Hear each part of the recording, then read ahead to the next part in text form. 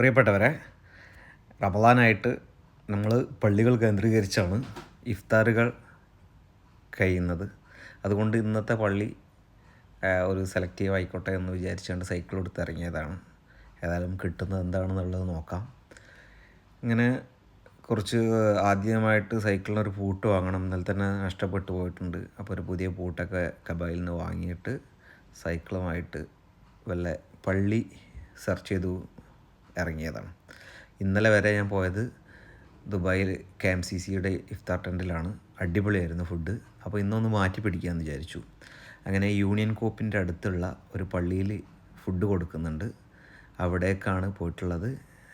ഈ ഫുഡ് കൊടുക്കുന്ന ഒരു ഏരിയയാണ് നിങ്ങൾ കാണുന്നത്. ഇവിടെ ഇത്രയും ആളുകൾ ഇരിക്കുന്നുണ്ട്. ഇവർ മന്തിയാണുള്ളത്. അടിപൊളി മന്തിയായിരുന്നു. അതേപോലെ നാളെയും നമുക്ക് പുതിയ ഫുഡ് തേടിക്കൊണ്ട് പള്ളിയിലേക്ക് പോവാം. എല്ലാവർക്കും ഇഫ്താർ ആശംസകൾ.